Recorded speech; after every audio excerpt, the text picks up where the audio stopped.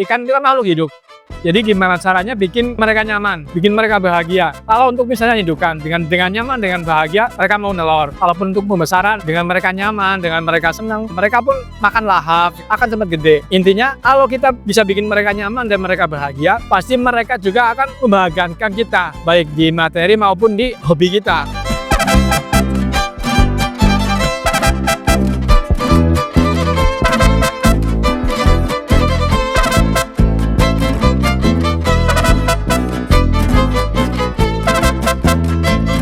Perkenalkan, nama saya Imam Muntaufid, pemilik Imam Fish Farm. Lokasi ini di Cilongok, tepatnya di Grumbul Petir, patokannya di Barat Lapangan Petir. RT 7 RW 2, Desa Cilongok, Kelurahan Cilongok, Kecamatan Cilongok, Kabupaten Banyumas. Untuk usaha ini awalnya tahun 2022, tepatnya di bulan Maret. Dulu saya kerja di salah satu BUMN di Jakarta. Nah, 2021 akhir, kebetulan saya dipindah tugaskan ke daerah Indonesia Timur, tepatnya di Kabupaten Sarmi, daerah Papua. Nah, waktu itu saya konsultasi dengan keluarga. Di situ saya beranikan diri buat mission. Nah, dari situ saya pulang, saya bangun farm ini. Nah, tepatnya 2022 Maret saya mulai usaha ini. Sebenarnya dari awalnya itu sekedar hobi waktu itu. Karena waktu saya kerja di Jakarta, kebetulan saya punya komunitas banyak sama teman-teman lah. Kayak misalnya di Pasar Jatinegara, disitu kan saya kalau misalnya lagi libur Sabtu Minggu, saya main ke situ, lihat-lihat ikan, terus beli. Nah, di situ kan saya banyak teman dari situ, bikin komunitas. Nah, begitu saya bingung mau usaha apa, di situ saya ada ketertarikan, kenapa nggak ikan hias?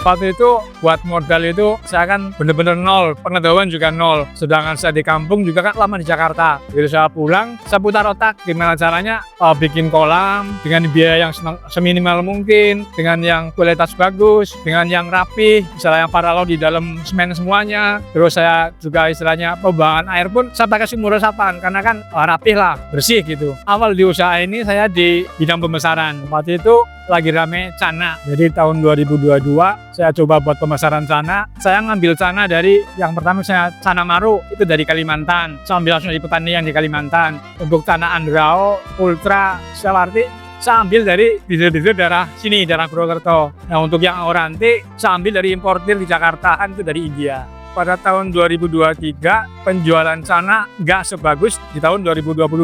Akhirnya saya beranikan diri buat breeding. Waktu itu saya langsung kepikiran buat breeding diskus karena di diskus ini harganya saya lihat stabil. Jadi saya langsung coba beli indukan diskus, saya breeding dan saya coba juga mejah koi sama manfish. Alhamdulillah tiga-tiganya berhasil. Sampai sekarang ini untuk varian saya tambah lagi di Cichlid Afrika. Terus untuk aquascape juga saya ada Molly, Pelati, Gapi. Karena yang kebanyakan kesini kan toko-toko ikan. Jadi untuk memenuhi kebutuhan mereka, saya breeding semua. Awalnya waktu itu saya beli indukan diskus sekitar 5 pasang sama teman saya di Jakarta. Sebelum saya beli, saya juga belajar dulu gimana caranya pemilihan indukan. Misalnya dari body, bulat, terus ukuran kalau bisa 5 in gitu. Jadi nanti anakannya bagus. Terus kita juga harus tahu asal-usul indukan tersebut. Jangan sampai nanti kita udah beli anakannya misalnya kurang banyak atau misalnya peratasannya kurang bagus atau mandul misalnya. Dari situ-situ saya pelajari semua. Untuk breeding diskus sebenarnya kita mainnya di air. Intinya gimana caranya habitat yang di Amerika itu kita bawa ke sini. Contoh misalnya pH dan TDS. Nah, setahu saya ini malah nih kalau saya salah gitu. Jadi kalau pH itu kan di bawah 7 dan TDS di bawah 100. Nah, di situ indukan diskus bisa menetas dengan sempurna. Dalam arti kalau misalnya TDS-nya lebih dari 100, itu kan kalsiumnya tinggi. Nanti di saat nelor telurnya itu bisa nggak pecah gitu, nggak netes lah intinya seperti itu. Setelah netes dia digendong sama indukannya. Nah, di situ kita lihat seberapa banyak anakannya atau budayaknya. Karena kalau budayaknya banyak banget dan misalnya nggak kuat gendong indukannya, nanti akan terjadi kematian. Jadi gimana caranya kita lihat berapa hari, minimal 7 hari itu udah kuat sebenarnya kalau kita pisahin ke pembesaran. Diskus sendiri sebenarnya setiap minggu pun bertelur, tetapi caranya berbeda-beda.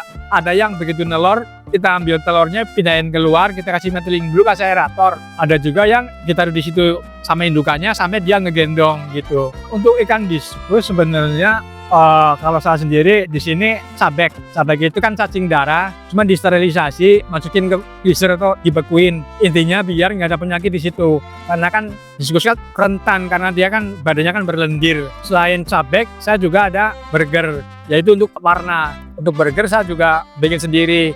Jadi kayak misalnya jantung sapi, wortel, bayam, terus pewarna, intinya seperti itulah. Dari situ kan nanti proses warnanya itu lebih cepat dibandingkan dengan kalau misalnya nggak dikasih burger seperti itu.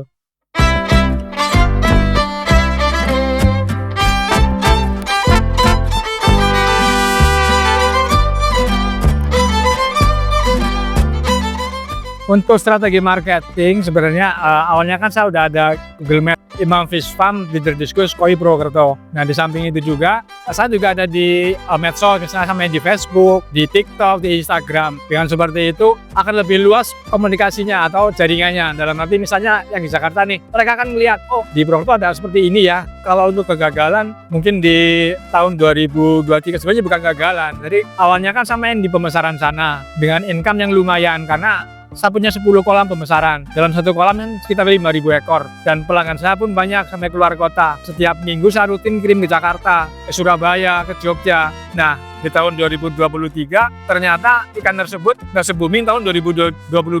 Penjualannya kurang bagus lah, intinya seperti itu. Sebenarnya mungkin itu seperti kegagalan karena kan kaget istilahnya. Aduh, saya biasanya pemasaran doang, nggak bisa apa-apa lagi kan. Di situ saya bisa langsung otak-otak lagi. Gimana caranya saya biar menghasilkan lagi dan terus berjalan. Akhirnya saya beranikan diri buat breeding seperti itu. Dari awal pun saya mau terjun ke usaha ini, misalnya saya bikin farm, saya akan pakai surat izin. Nah, mungkin kalau dengan siu itu, saya di Pulau Jawa, misalnya saya mau ngirim ke Batam, itu kan harus pakai pesawat. Nah itu kan harus pakai karantina. Nah untuk bikin surat karantina itu harus pakai siup seperti itu. Karena kelebihan kalau kita punya siup, surat izin gitu, kita bisa lapor ke PLN juga. Pasti kan boros untuk listrik kan, kalau biaya dia listrik lah. Dengan punya siup, kita lapor ke PLN, kita minta bisnis di UMKM. Jadi nanti harganya itu lebih rendah seperti itu.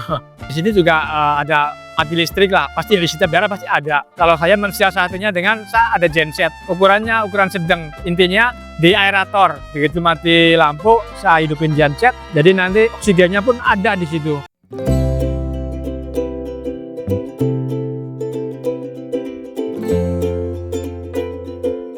Selama ini kadang ada orang datang sharing misalnya. Nah di situ saya welcome, sangat senang sekali untuk sharing dan bahkan saya kunjungi rumah tersebut. Di situ saya aklimasi, biar ikan itu sehat gitu. Silahkan, saya siap untuk pendampingan. Harapan saya untuk ikan hias di Indonesia ini semoga pemerintah lebih maksimal sekali dalam ikut campur di bidang ini.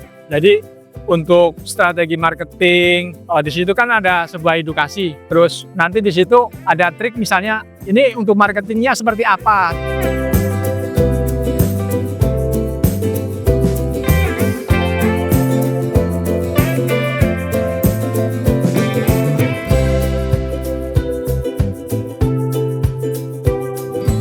Terima kasih udah datang ke farm kami. Apabila dalam kata-kata ada yang kurang berkenan di hati Anda sekalian, saya mohon maaf. Semoga usaha ikan hias di Indonesia terus berjalan dan terus maju. Terima kasih.